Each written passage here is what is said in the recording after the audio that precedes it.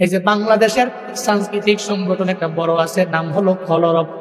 হোলি টিউনেদের গানগুলো যায়।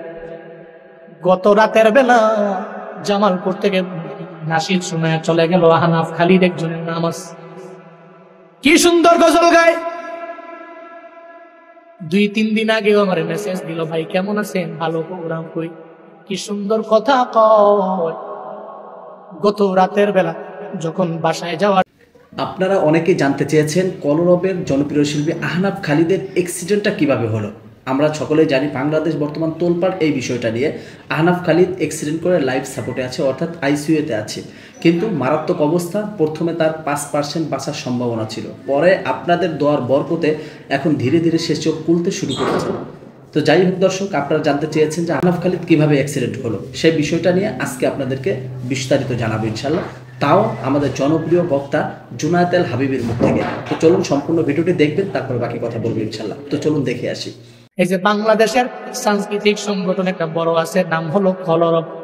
হোলি টিউনেদের গানগুলো যায়।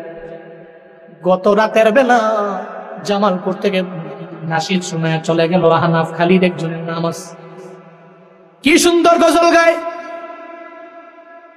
2-3 দিন আগেও আমার মেসেজ দিল, ভাই কেমন আছেন, ভালো প্রোগ্রাম, কই কি সুন্দর কথা কয়। গত রাতের বেলা যখন বাসায় যাওয়ার জন্য একটা বাইক নিল, গুলিস্তান থেকে বাসায় যাবে, প্রতিমধ্যে যাওয়ার পথে এমন গুরুতর একটা অ্যাক্সিডেন্ট হয়ে গেল। আমি আজকেও ঘুম থেকে জাগার পরে আমি তার চেহারাটা থেকে চোখের পানি ধরে রাখতে পারি নাই। হায় রে, একটা মানুষের বুঝিয়েই হলো হায়াত মন কেমন হলো, মানুষ কেমনে অসুস্থ হয়ে যায়, কেমনে পুইরা যায়, কেমনে মানুষ অ্যাক্সিডেন্ট করে মারা যায়। এই ছেলেটারে আমি নিজের চোখে তাকায়া দেখলাম 2 দিন আগে। এখন সবাই বলতেছে আইসিইউর মধ্যে ওরে নেওয়া হয়েছে, ওর বাঁচার গ্যারান্টি হলো মাত্র 3% বাকি আছে, মাত্র 3%। ডাক্তার এরাও বলে আশঙ্কাজনক, মনে হয় ওরে বাঁচানো যাবে না, মনে হয় ওরে বাঁচানো যাবে না।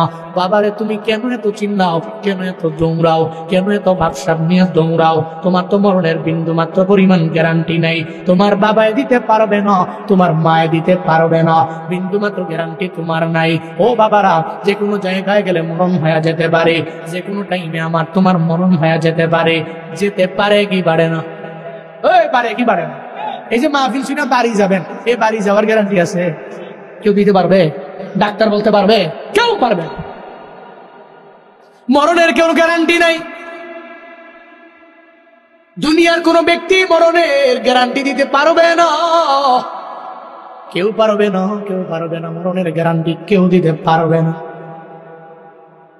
যে ঢাকা মাওয়ার অ্যাক্সিডেন্টটা তোমরা ফেসবুকের মধ্যে দেখলা, এটা বাইকের মধ্যে রওনা হয়ে গেল, কোথায় যেন যাবে এরা, টুল দেওয়ার জন্য। যখন বাইকের মধ্যে টুল দিবে, ছোট্ট একটা বাচ্চা আছে মাত্র 6 বছরের বয়সী বাচ্চাটা বাইকের মধ্যে বাবার সঙ্গে বসা, বিবিও বাইকের পেছনে বসা। বাচ্চাটা কয়, বাবা আজকে টুলটা আমি আমার হাতের মাধ্যমে দিব। কয়, বাবারে অসুবিধা নাই, হাতের মধ্যে তোমার দিয়ে দিলাম, তুমি টুল দিবা, কোনো অসুবিধা নাই।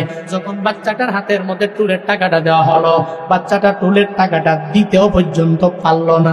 একটা বাস আইসা এই বাইকের এত পরিমাণে জোরে মাইরা দিল, ওই বাইকারটা চোখের পানি ফালায়া ফালায়া সাংবাদিকদেরকে বল, আমার বাচ্চাটার 6 বছর বয়স, আমি তারে বললাম বাবারে টুলটা তুই দাও, যেহেতু তুই আবদার করলা, রিকোয়েস্ট করলা, তোর টাকাটা তুই আজকে দাও, টুলের টাকাটা তুই দাও।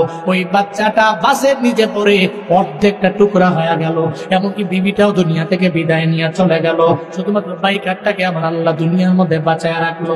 সামনে একটা প্রাইভেট কার, এই প্রাইভেট কারটাকেও ধুমড়ে মুচড়ে এমন একটা হালাত হয়ে গেল, ওই প্রাইভেট কার ধুমড়ে মুচড়ে গেল, প্রাইভেট কারের লোকগুলাও দুনিয়া থেকে বিদায় নিয়ে চলে গেল। এই যে দুনিয়ার জিন্দেগি, এই জিন্দেগি দেখার পরেও বান্দা, তোমার কি মনে হয় না যে আমারও দুনিয়া থেকে বিদায় নিয়ে চলে যাওয়া লাগবে, আমি দুনিয়ার মধ্যে থাকতে পারবো না? এই নিয়ত করে আগায়া যাও, যখনই ফ্রি সময় পাবা নামাজের মুসল্লায় দাঁড়াও, একটু মুনাজাত দিয়ে রবের দরবারে আবদার জানাও, আল্লাহ গো আমারে তুমি এটা দিও, ওটা দিও, ওটা দিও, অ্যাক্সিডেন্টে ফালায়া তুমি মাইরো না। আল্লাহ পাক জানায়া দিলেন, নবীকে অবসর টাইম পাইলে আপনি ইবাদতের মধ্যে মগ্ন হয়ে যাবেন।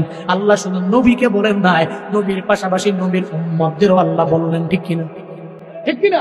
শুধু নবীরই বলছেন এমন না, নবীর উম্মতদেরকে বলেন ফাইদা ফারাগতা ফানসাব, একটু বিপদ থেকে মানে তোমার কাছ থেকে তুমি দূরে সরে গেলা, ফারেগ হলা হইয়াই ফানসাব, তুমি মন দিয়া ইবাদতের মধ্যে মগ্ন হয়ে যাও। শুধু কি তাই, ওয়া ইলা রাব্বিকা ফারগাব, এক কথায় তুমি তোমার রবের দিকেই মনোনিবেশ করো।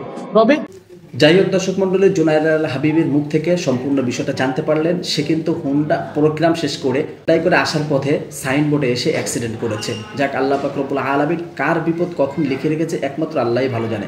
আমরা সকলে সতর্কভাবে চলাফেরা করব এবং আহনাফ খালিদের জন্য আরো বেশি বেশি করে দোয়া করব, আল্লাহ পাক রব্বুল আলামিন তাকে যেন পরিপূর্ণ সুস্থতার নিয়ামত দান করে। তো আজকের ভিডিওটি যদি ভালো লাগে অবশ্যই ভিডিওটি লাইক এবং শেয়ার করবেন। তো সবাই ভালো থাকবেন, সুস্থ থাকবেন। আসসালামু আলাইকুম ওয়া রাহমাতুল্লাহি ওয়া বারাকাতুহু।